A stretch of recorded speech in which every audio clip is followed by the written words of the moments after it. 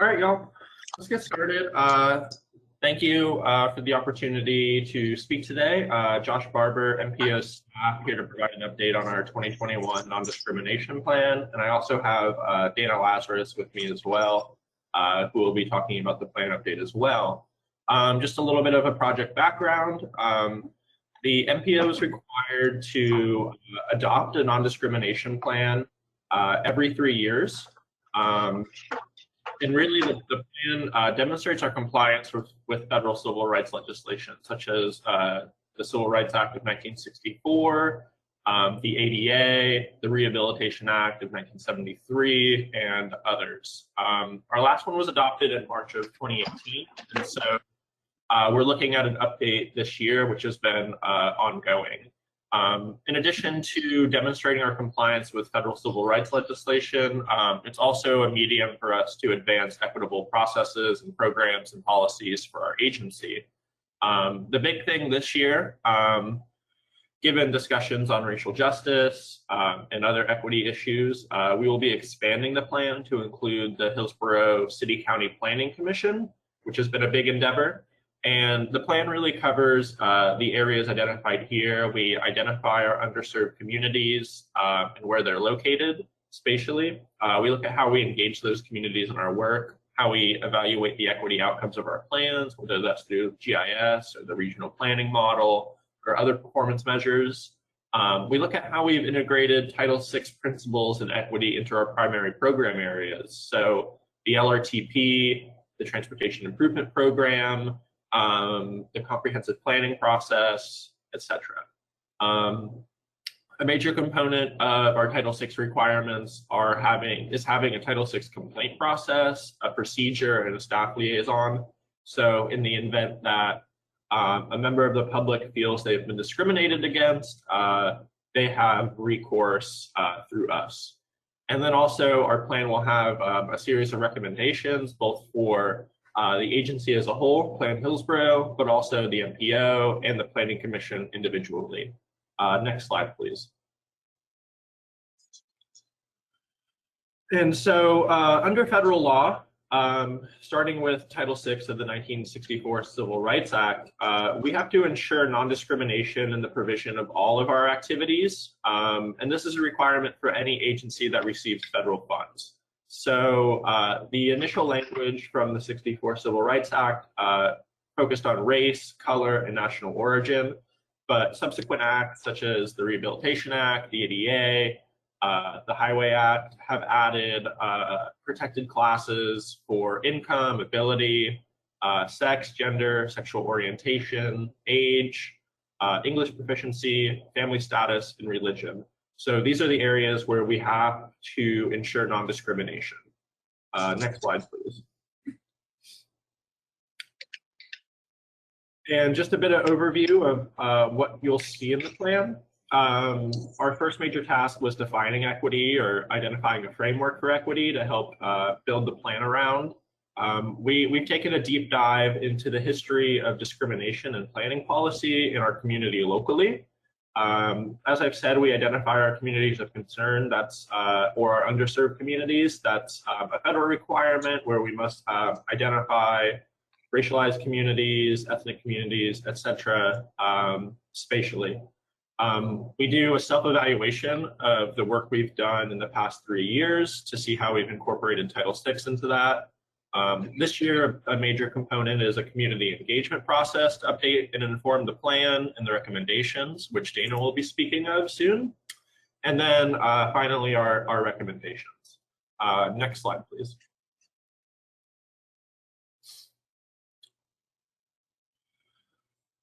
And so a major component of our equity planning work this year is examining and documenting the history of racism and planning in Hillsborough County. This is something that our governments from the federal to the local level have failed to address. And so while a lot of us know the general history of urban renewal, of highway construction, of exclusionary zoning, and we may know generally how these policies manifested themselves in Hillsborough County, it's important for us as an agency.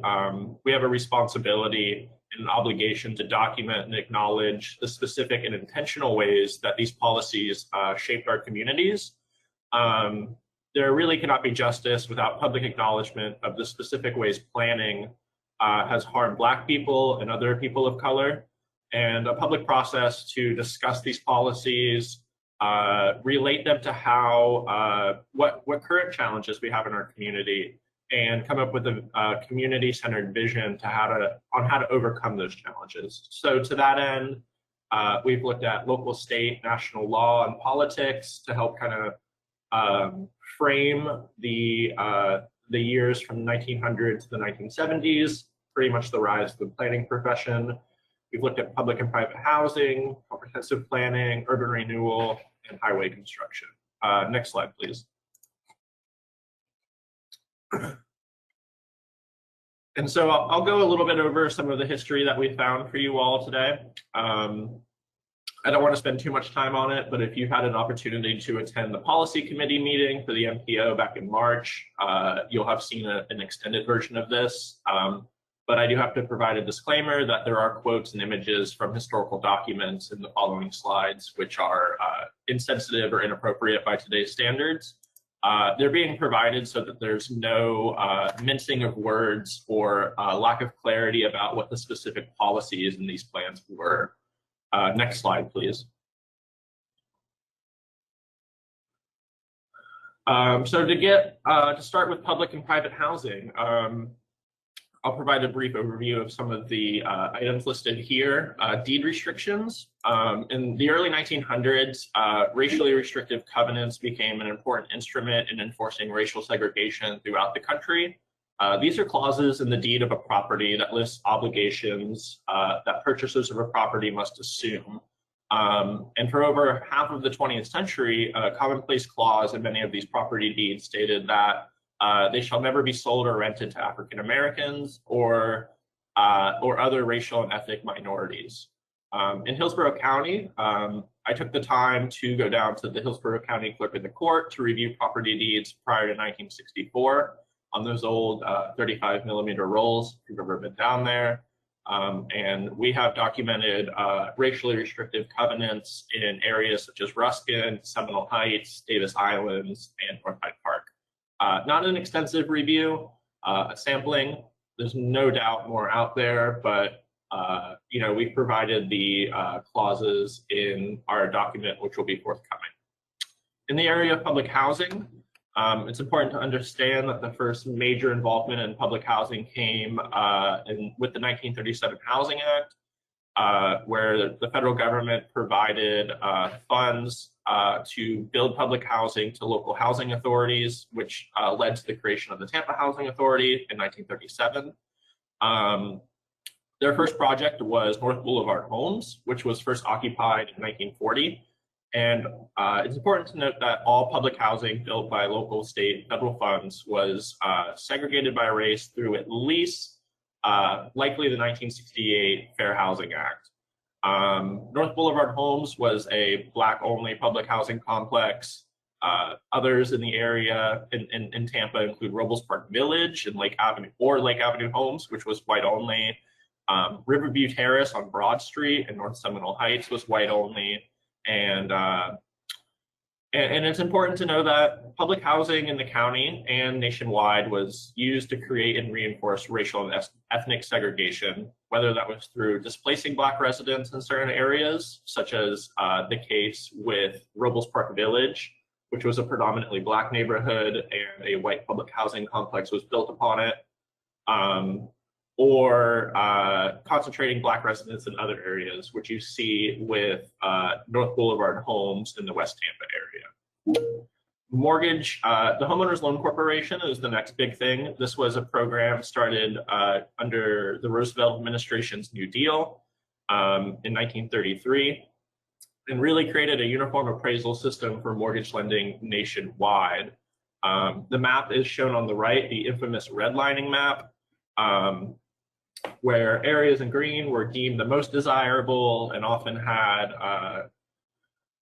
community characteristics identified that were, you know, the best grade American, middle, upper class, white, And then that was in contrast to the yellow and redlined areas where the housing was described as blighted or subpar, and where the citizens were primarily Black, Jewish, Spanish, and other non-Americans. And it's definitely worth a review of some of the language that was used in these maps. Next slide, please. The next area I want to go over is comprehensive planning and zoning. The first comprehensive, the earliest zoning law in the US was Los Angeles in 1908. But from 1910 to 1917, several major cities enacted zoning laws which restricted neighborhoods on the basis of race. This was ultimately struck down in 1917 it was a Louisville ordinance that was struck down. But while racial zoning was outlawed, many jurisdictions adopted policies and mechanisms that were not explicitly race-based because it was illegal, but were nonetheless used to enforce racial and economic segregation and disproportionately harm racialized and ethnic communities. Some examples of this are minimum lot sizes, bans or restrictions on multifamily development in white and upper middle class neighborhoods, disparate enforcement of new building codes and standards, and the siting of industrial land uses and other undesirable uses near racialized and ethnic neighborhoods. Next slide, please. So I'll go over a few of the comprehensive plans and zoning plans that were adopted in Hillsborough County. This was the first one, Tampa's 1941 Major Street Plan. And there are some quotes provided here on the language used in the plan, including the first proposed routing of Interstate 275, what would become Interstate 275 beside Central Avenue. And they stated that such a project would do much towards clearing up a blighted slum north of Cass Street on both sides of Central Avenue, which was the scrub. The map on the right shows predominantly Black or African-American neighborhoods in the city. And as I mentioned, you can see Robles Park up there, which was identified as a predominantly Black neighborhood, as well as Dobyville. Next slide, please. In 1942, Tampa adopted their first zoning plan. It's a pretty extensive document. And while there were no explicit racial intent behind the zoning decisions that are cited within the plan, you can clearly see that the majority of the multifamily zoning categories relate to the previous map that was shown. In addition, you can see some very clear policy directives regarding removing Black people from certain areas of the city, including Dobyville, as well as the scrub. Especially the last sentence of the second quote is very telling. And so you can see a very intentional racial intent behind these policies. Next slide, please. And then the 1945 Tampa Comp Plan. This was, this plan detailed recommendations for parks and rec, civic art, civic centers. It reflected segregation at the time. There were recommendations for segregated public facilities in West Tampa and the area around 22nd Street and MLK. And the plan also used some very strong language regarding the scrub, which I provided here. Next slide, please. And this wasn't restricted, of course, to only Tampa. Of course, Hillsborough County's growth throughout the early 20th century was mostly focused on the city, but you see even in Plant City's comprehensive plan from 1956, a very similar map to the 1941 Tampa plan that shows predominantly non-white areas on the south side of the tracks in Plant City. And you also see explicitly racially segregated school siting, parks and rec, and other disinvestment in the Black community there at the time. Next slide, please. I'll talk a little bit about urban renewal now. Urban renewal projects were funded under the 1949 Federal Housing Act, which intended the funds to be used for slum clearance throughout the county, Federal loans were provided to local jurisdictions to purchase, condemn, and clear blighted areas. The land was sold to developers to pay off the loan with the expectation of publicly subsidized housing. And the 4 urban renewal projects in Hillsborough County are shown here. Next slide, please. The first one we'll go over was started in 1962. It was the scrub area, or in the federal documents, it was called Maryland Avenue. I provided some quotes prior that described the scrub as the principal slum area of Tampa and some other strong language. This project was 60 acres with 376 families. By the time demolition started in the area, there was no housing developer selected to replace the demolished units. By 1963, only 21 of the 106 families that were looking for relocation had been housed, and 8 of them were relocated to substandard housing. It wasn't until 1966 that a builder was designated to construct low-income housing at the site, and these would become Tampa Park Apartments. The land was donated by the city to a private developer. At the time, the Tampa branch of the NAACP raised significant concerns about the project, mostly criticizing the Urban Renewal Agency of Tampa and their lack of minority representation on the committees. And they also desired to reestablish the scrub area as Black only, segregated, which was after the 1954 Brown v. Board of Education decision, which outlawed racial segregation in public facilities. There's a quote provided here by Robert Saunders stating that if this project continues, that Black people in Tampa will be relegated to a continuous pattern of racially segregated housing for the next 50 to 100 years. These complaints were eventually raised to the federal government as well. Next slide, please. The next project in Hillsborough County funded under urban renewal was in 1963. It was the Riverfront Project. A 1961 survey showed that the study area identified in the maps to the right, the top one is before, the bottom one is after, had 10 white families, 670 Black families, 176 businesses, and 6 institutions. As part of the redevelopment, land was sold to the University of Tampa, City of Tampa. The land sold to the city would become John F. Germany Library and the Curtis H. Convention Center. The University of Tampa land would eventually be resold and became Julian B. Lane Park. And other land was sold off to private entities for the construction of housing, offices, and hotels.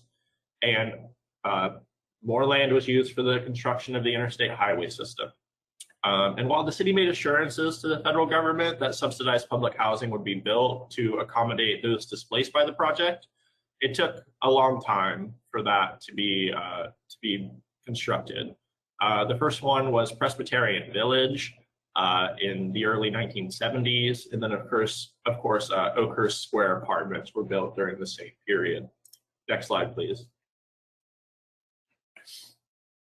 And then, oh yeah, my University. Okay. So I'll talk a little bit about highway construction. The 1956 Federal Aid Highway Act provided funding for the construction of the interstate highway system across the U.S. And Tampa was situated at the intersection of 2 of the designated highways. In addition to the construction of I-75, or what would become I-275 and I-4, this Crosstown Expressway was built in the 1970s, which was a legacy project that was originally identified in the 1941 Tampa Street Plan. So a very early project, and you can also relate that back to the explicit intent of destroying the neighborhood of Dobyville. Next slide, please. And so most significantly, the construction of these interstates would result in significant displacement of largely Black and Hispanic residents in the areas of West Tampa, the Scrub, downtown, and Ybor City. This is from the Master Highway Transportation Plan in 1957. The next 3 slides are that. This is from Armenia Avenue to North Boulevard. Next slide, please. This is the downtown interchange from the river, and you can see the intersection of I-4 and I-275, or what would become that, in the top right corner. Next slide, please. And this is the segment from Nebraska Avenue to approximately 22nd Street in Ybor City. Next slide, please. So by the late 1960s, trying to wrap up kind of our results of the history section, we see the destruction of major Black and Latin neighborhoods, Hispanic neighborhoods, Dobyville, largely gone, Roberts City, which was on the west bank of the Hillsborough River, or the Riverfront Project, was largely gone. The Scrub also, all the residents there displaced and the project was redeveloped. As well as Ybor City, there was a large urban renewal project there as well. And really, you see this displacement as stated in the comprehensive plans was primarily for economic development and highway construction. The city recognized that the area surrounding the central business district of downtown Tampa was very valuable, and so they had an incentive for removing primarily Black residents from the area of Roberts City and the Scrub for construction of new development, and they largely avoided building publicly subsidized housing in those areas as they believed it would be detrimental to the growth of the central business district. Then you also see further segregated neighborhoods, and neighborhoods that are segregated with an explicit intent. So you see that in East Tampa, in North Boulevard, and West Tampa. You see policies specifically directing Black residents to those areas, or forcing Black residents to those areas. And then you also see the construction of Progress Village in the 1960s. This was built primarily to accommodate displaced residents from urban renewal projects, and was also an explicitly segregated project, which the NAACP of Tampa never supported because they never got an assurance that it would be an integrated community. You see the explicit exclusion of Black residents from the housing market in the form of racially restrictive covenants and other policies, and therefore from the intergenerational wealth building that occurs as a result of that. And then you also see the explicit exclusion of these residents from political office and planning efforts. Next slide, please. And so I want to make a transition now. It's a bit of a hard transition, so I apologize. We're going to go a little bit into our mapping process for this plan update to help identify our most underserved communities and communities protected under Title VI and other civil rights legislation. We did two methodologies for this plan update. We did dot density and the threshold method. Next slide, please. This first map shows the threshold method. The best way to understand what is going on here is we took all the block groups in Hillsborough County and we ordered them from highest to lowest by the percentage of a given demographic. On the left is racial minorities, on the right is low-income households, and then we cut those into fifths. So the darkest areas are the top fifth, and then the less dark areas are the next fifth. Next slide, please. And then to help further help us understand our community characteristics, we overlaid those maps, or at least certain portions of those maps. So the one on the left shows the intersection of our minority population that includes race and ethnicity, as well as our low-income population. And you can see the darkest areas represent the intersection of that. On the right is people with disability and low-income households. Next slide, please. And then our final mapping methodology is dot density. So where the threshold method is sensitive to concentrations of these particular groups in rural areas of the county by absolute percentage, these reflect the actual distribution of people across the county. So you can get an idea of density. On the map is race and ethnicity, where green is Black folks, white, or blue is white folks, red is Asian, and orange is Hispanic. And then on the right, you see our low-income households. And we did significantly more maps than this. We map zero vehicle households, female head of households, limited English proficient households, among others.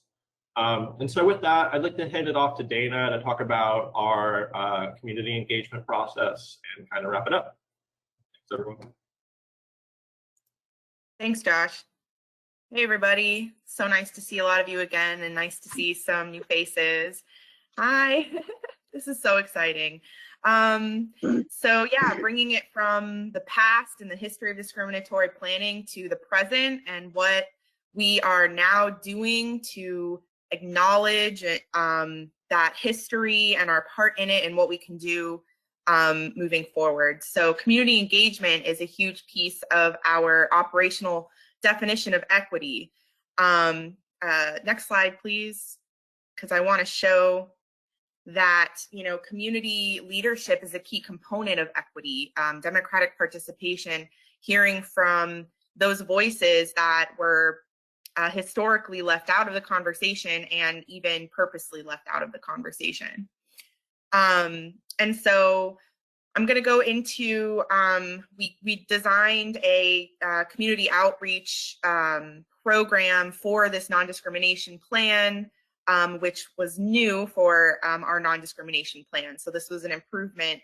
And we did this for two reasons. One, to kind of guide the recommendations that will ultimately be in the non-discrimination plan, and two, to build new relationships in underserved communities and with people who, again, have been historically left out, so that we can continue this work into the future, again, have those like long-term sustainable relationships to build trust and with the agency and the community, and work together for a more equitable future. So yeah, we focused on those underserved and communities that are protected by a variety of state, federal, and local legislation that Josh pointed out in the beginning of this presentation. Next slide, please.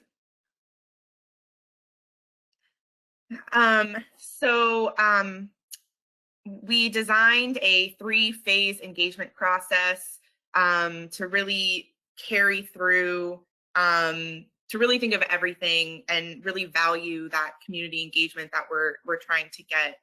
And so we had an early engagement phase where we were building a brand. We have this logo that you can see, the Planning for Equity logo. We built up our webpage, which is on the planhillsborough.org site. Title 6 and Non-Discrimination Plan, it's under the Plans tab. Then we designed an active engagement phase, which is when we're actually actively going out and talking to people and building those relationships. And that's what I'm going to focus on in the rest of this presentation. And which involved 4 strategies: a survey, field outreach, a storytelling forum event, which Amy mentioned she saw our commercial for, and focus groups. And then we also did an ongoing engagement phase. We also designed an ongoing engagement phase because we want to make sure that we don't just go in, learn from people, and then leave and never give people updates on how their feedback was used. We want this to, again, build relationships, build trust, and continue into the future to, make sure that we carry out the recommendations. So next slide, please. So the first strategy I'm going to talk about was our survey. And each strategy is designed to do something different. We wanted to hit different parts of the county, different segments of the population, so to hit different audiences. So the survey is kind of like a saturation pushed out to the whole county, and it was designed to collect quantitative data, so that we can do some data analysis on people's perceptions of things. So we asked about access, and hopefully you all took it or saw it, but you may have seen me asked about access to different things in the community, So rate your access to transportation, affordable housing, healthcare, employment opportunities, all those important things. We asked about discrimination, both personal and systemic, if people felt like their access was affected by that. And then we asked for some ideas, pushed it out on social media, sent it out via email, had it printed on our flyers in Spanish and English, and we got over 500 responses. Next slide. We also used the survey and we verbally administered the survey in the field. So the field outreach strategy is really key. It was very grassroots and important for us to be able to achieve our goal of understanding the needs of underserved communities. So we went out into using the intersection map that Josh made, that Josh mentioned earlier, to kind of identify priority locations around the country or the county. We went out, we had a team of 3. One member of our team spoke fluent Spanish. Another is a local of, it lives in Tampa, lives in one of the underserved communities. And we went out, we had a goal of collecting verbally 1 survey per person per day. We went out for 7 weeks. So we had a goal of about 50 surveys, but we blew that out of the water and we collected about 250 surveys in the field. So we went to key locations. We actually knocked doors, which was a very bold and new strategy for us to really meet people where they're at. We stood on the sidewalks and busy locations in front of bodegas and stuff like that. Next slide, please. Rich, next slide, please. And I really want to drive home why doing field outreach this way is so important. Because if we want to do outreach with underserved people who don't have time to come to our meetings, we have to meet them where they're at. We were able, you can see in the graphs there, to oversample people by race, by income, by ability, and also data. Grassroots organizing is a skill. There is data and strategy behind it, and it is shown that face-to-face is the best way to engage and form new relationships and to build trust. Also, like, interestingly, during COVID, this was also a good strategy because people aren't going to their regular civic meetings or church in person and things like that. So this, again, was really key to reach those really hard to reach people. Next slide, please.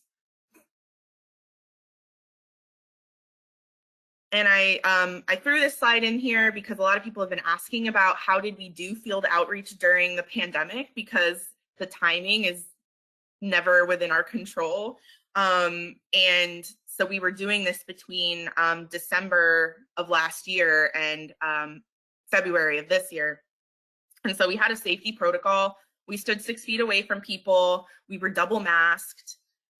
We actually gave out hand sanitizer to people, and we had a whole safety protocol. So it was pretty safe as we could be. Next slide, please. So that was our field outreach. So then we also, our third strategy was a storytelling forum. And this one was designed to be open, again, to everybody in the county. But with the storytelling forum, we wanted to hear people's stories. So this is kind of more the qualitative data to complement the quantitative data, to dig deeper into the patterns that were to be revealed by the survey.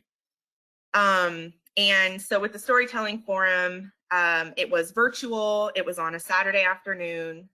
We had some fantastic community partners, the Corporation to Develop Communities of Tampa, Metro Inclusive Health, and the Waimama Community Development corporation partnered with us and helped get different folks from these different communities to come.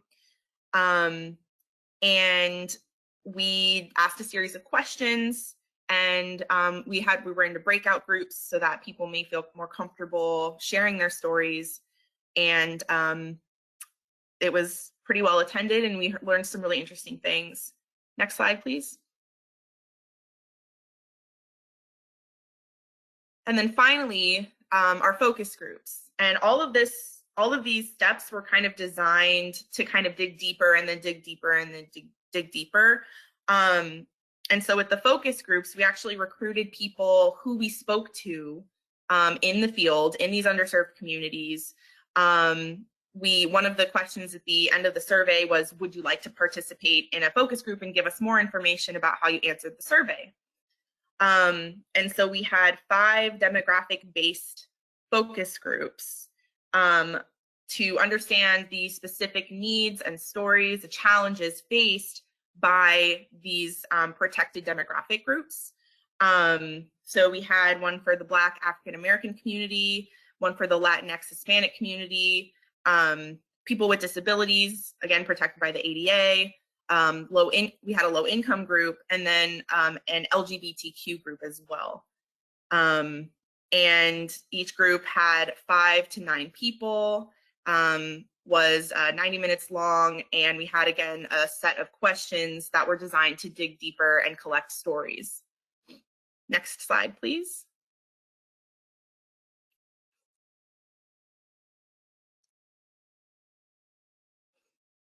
So that was our community outreach for strategy process, and that finished up earlier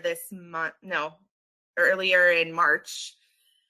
And so now we're doing data analysis, and we are, from the outreach, the stories, the data that we collected, in addition to looking at other sources of data, our researching best practices for addressing equity and planning, some staff recommendations. We're putting this all together, and we're going to have some recommendations in the non-discrimination plan designed to move Hillsborough County closer to a more equitable county. So we have some agency-wide recommendations. We have recommendations specific to the MPO, and then recommendations for the Planning Commission. Agency-wide recommendations look at things like community engagement for the agency, and how our staff does community engagement. It might look at like some HR stuff, and diversity trainings and things like that, like across the agency. For the MPO, we're looking at how can we use environmental justice areas to prioritize TIP projects, for example.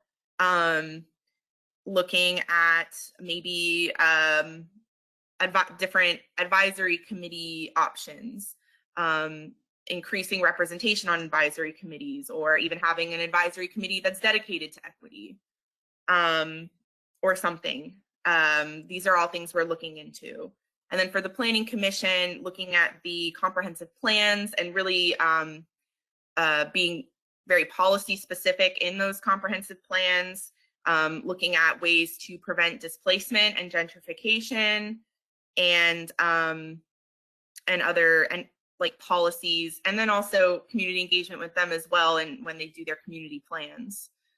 So those are just some examples of recommendations that we are actually currently right now putting onto paper and figuring out what they're going to be. And then we're going to have another non-discrimination plan update in 3 years, and we're going to check back in and see our progress. And that's where we're at. And that's it. Next slide. Thank you. Great.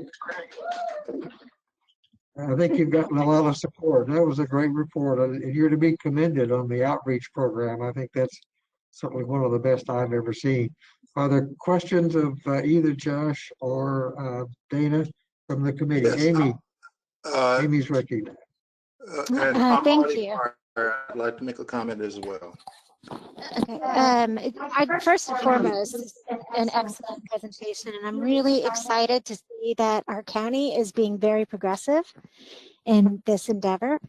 So kudos for this research. I guess my biggest question is, where are these maps? Because and this kind of goes into something in the agenda about a survey, like how to find things on the website. I can't find these maps. So are they public? And if so, where can I find them?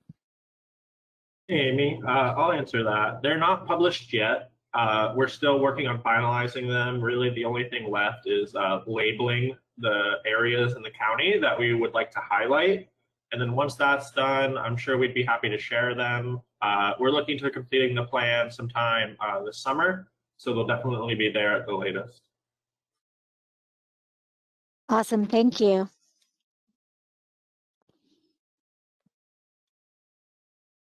Questions? Yes.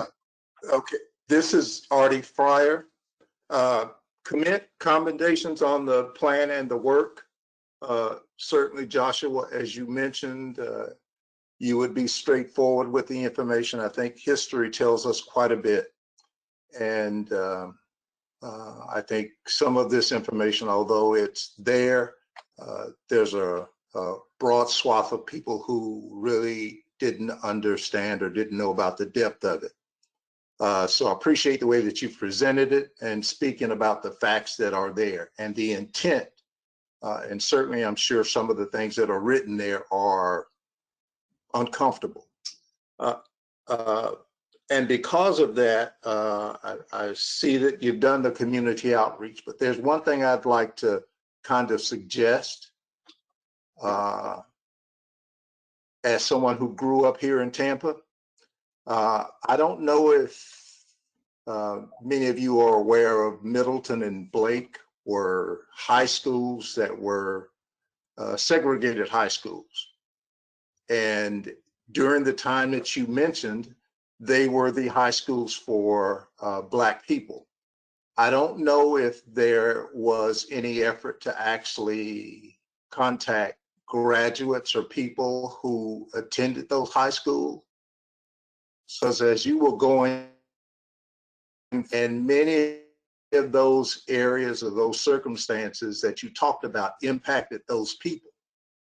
So as a specific group that was impacted by these results, I think the comments and perceptions or points of view that you get from them might give you a broader sense of how people react and respond to what happened because they actually lived through it. So my question is, would it make sense or is it practical to try and reach those persons and provide the survey to them? Because I don't know if they provided you a significant amount of feedback.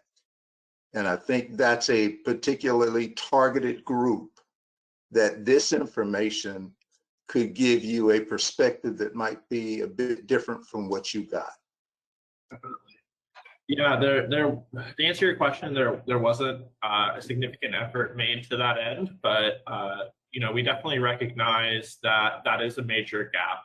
And one of the portions of the history document is going to be areas for future research and updates. And so, you know, just given time constraints and staff resources, we tried to focus on what's the documented planning documents are. But I think, you know, as we look towards the next 3-year update, I'd really like to see the history work be kind of evolving and continuously updated as we learn more. And I think reaching out to those folks would be a good idea. I'd really like staff to look at the Hillsborough Remembers oral collection on the library website. There's so many resources out there, and we definitely recognize that we didn't unturn every stone. You know, there's a lot, and I think having those perspectives from you know, people who lived through this is essential in our understanding of these impacts, no doubt. I would like to answer that as well. There was somewhat of an effort to reach out to people who did live through that history, at least with our storytelling. You know, we've received hundreds of stories through the survey. There was like long answer segment on the survey about people's experiences. And in person, you know, I attended like a history walk, and I've connected with people who were born in Tampa a long time ago, and tried to connect and build relationships with those folks. But like Josh said, any, you know, relationships that can lead to other relationships that can help us get more information moving forward would be really helpful. Thank you. Well, thank you for that. I do think that it would be worthwhile to make sure that you do a deeper dive in that particular area and aspect of this. Good comment, Artie. Thanks. Ed, do you have a question? Yeah, I just wanted to make a comment. First, I mean, that the historical perspective was amazing, and I would suggest. Are you muted, Ed? No, he's fine. Okay, No. sorry. There was a in the 60s.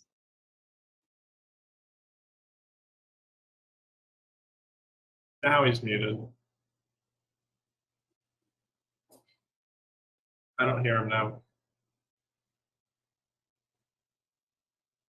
Ed, you're muted.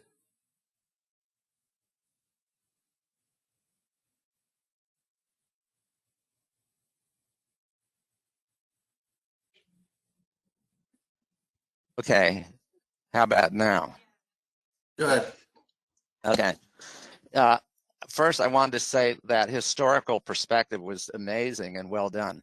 I would also point you to, in the mid-60s, the American Association of Highway Officials, which was sort of like, you know, the governing body for all state DOTs or state highway departments, had something called the Red Book.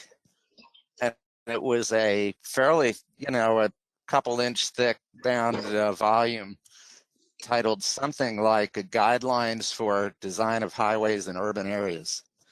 And it specifically cited opportunities for locating highways is in blighted areas to help remove blighted areas. And interestingly, also along riverfronts.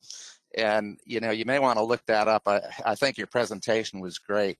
That might be one other thing to look at, because it was really kind of like a national sort of guidance. So it was pretty horrendous.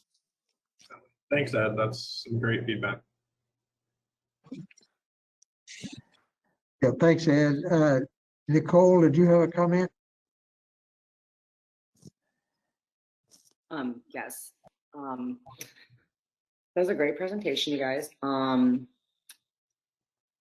I wanted to make a comment, but then I also wanted to suggest 2 areas to possibly look at going forward with this.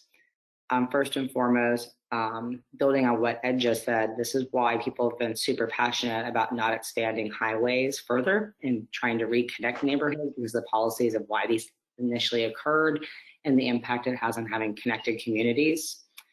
But I think it's really a hard issue overall if you don't actually look at how we use our dollars in regards to CRAs and the role of CRAs.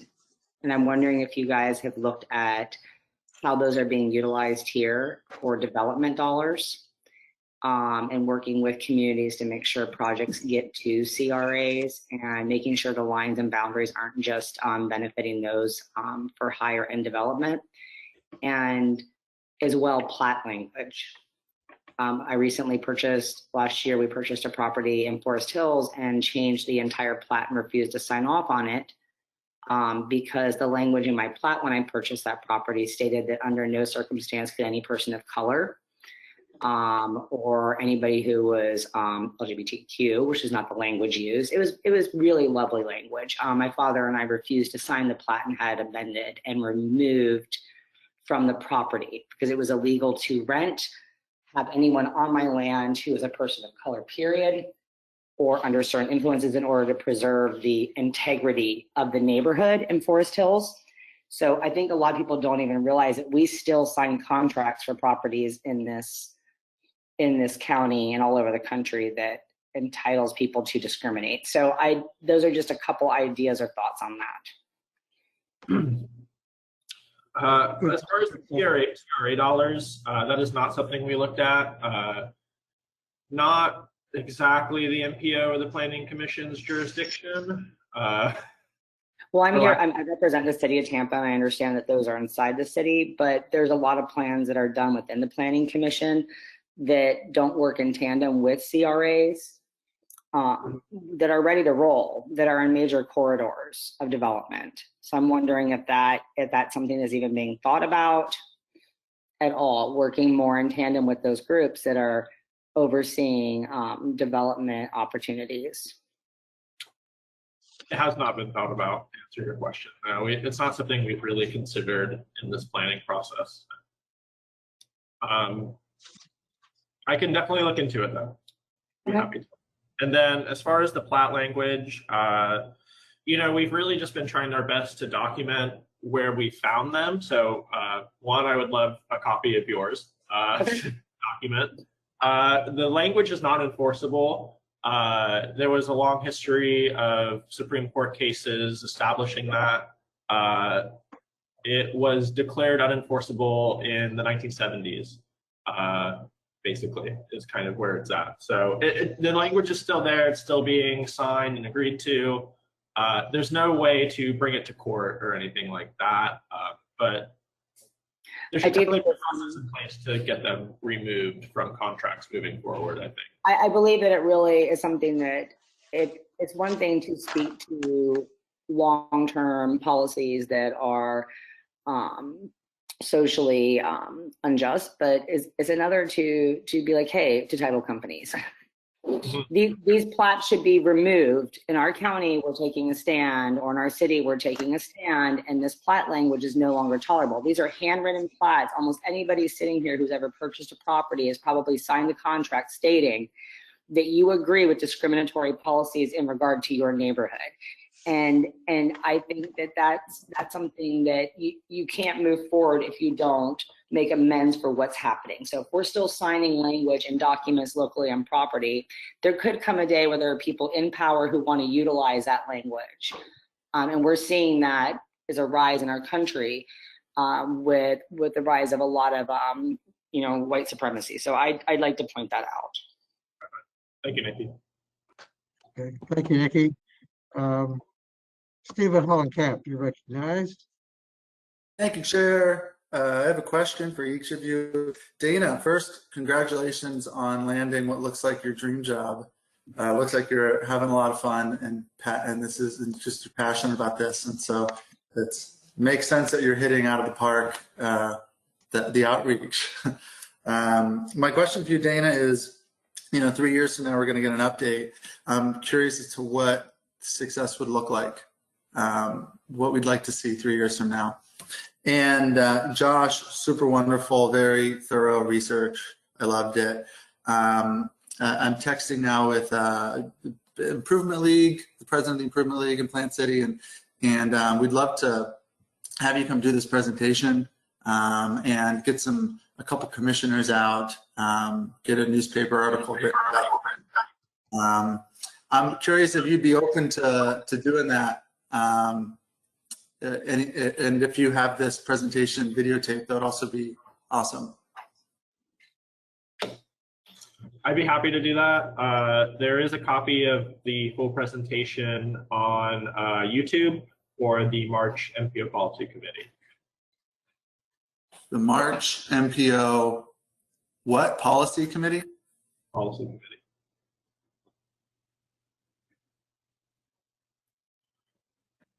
Okay.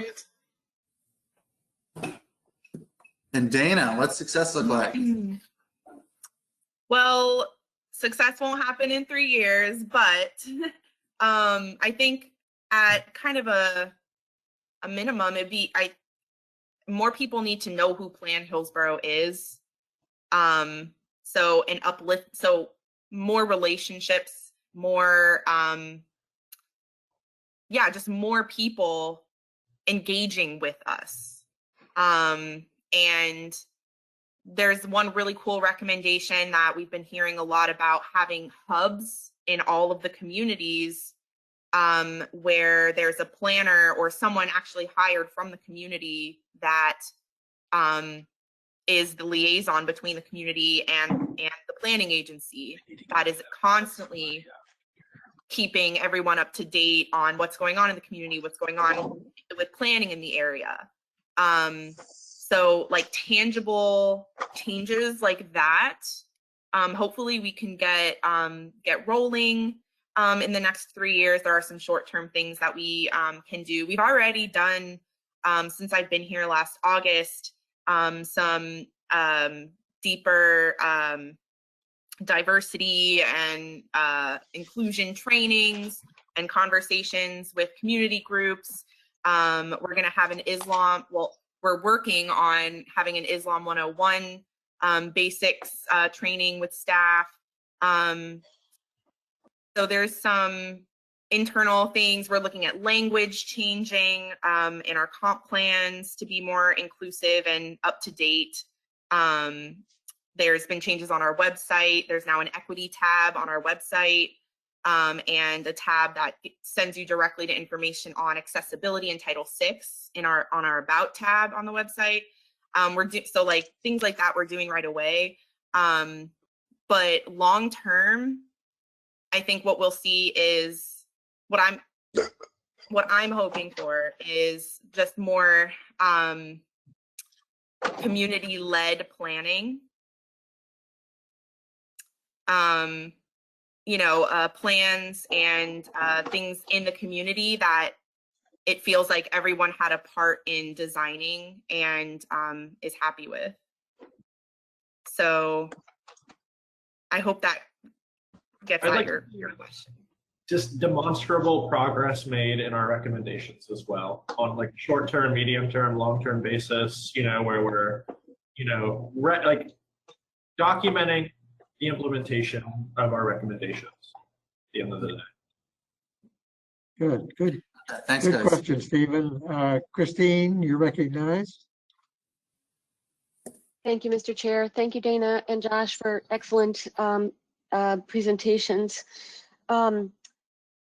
It's interesting to me. We can see that the history conveys, either stark and very blatant discrimination, but then the evolution of, workarounds, so that the law may seem, our city areas may seem compliant to the laws, but in fact are not, through the variety of very subtle discriminatory and exclusionary land use policies. So my question to the entire group, but especially Dana and Josh, is I wonder if we're not seeing some of that advanced right now through the Tampa City Council consideration of exclusionary land use formulas being applied to some neighborhoods in South Tampa that are anti-density and anti-growth. So I wonder if that's something we could learn more about, or what your observations are. Are we seeing this reenacted today, real time? The big one, Christine.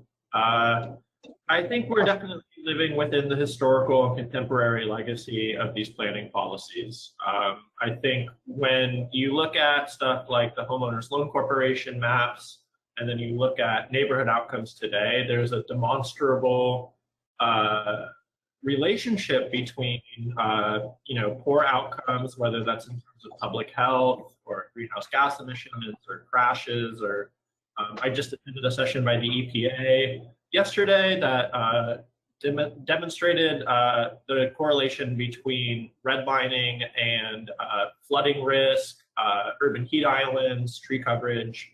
And really those are being exacerbated by the historical legacy of intensity and density in historically Black neighborhoods that were zoned multifamily and for industrial uses. So in a lot of ways, yeah, I do see the historical legacy being played out in contemporary planning practice and policy. Definitely. I hope that answers your question.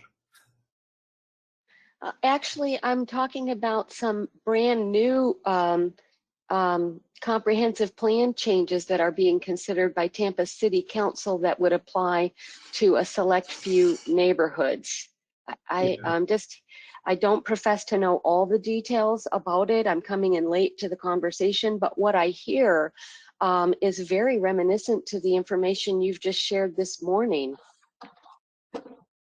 Yeah, I'm not very up to date on it. My understanding, you know, the South Tampa has historically been a single family area, and it's historically been white and upper middle class. And so I think given that legacy, the continuation of anti-density, anti-intensity policies definitely fits within that historical context of single family zoning in predominantly white upper class neighborhoods. I know that Hillsborough County, oh, sorry, Christine. I know that Hillsborough County is, you know, put out an RFP to do an equity profile, and the city of Tampa is doing their like move with the Vision Zero, and you know the different jurisdictions are looking now at equity, and I think all this is an opportunity for policy change, you know, to say, hey, you're looking at equity, so let's actually carry it out through policy. And I definitely would like to see, you know, as our policymakers consider actions moving forward, to consider the historical legacy of these planning practices and how they play out in contemporary outcomes. I'm not sure that that's happening right now, so I guess I might ask Mr. Chairman or Rich, can we put on our next month agenda to really look closely at what's happening in the city council in terms of, you know, are they in fact renewing some of these bad practices? Like right now, at present time, is this on the table for possible, you know, are we going to look back and say, boy, that was really bad that happened? Because it really, it just looks and smells a lot like what you've shared with us today. Very subtle, hidden agenda discrimination. So Okay, thank can we you. put that on a future agenda? Thank you. Thank you, Christine. We'll record that request, see what information we can bring back, particularly as it relates to NPO and transportation issues within the city. So Joshua and Dana, both thank you for an excellent report. Lots of good information there. I would hope that you would come back before the final report is issued or after it is available and bring that forward to this committee as well. So thank you very much. Thank you, Chair. Thank you.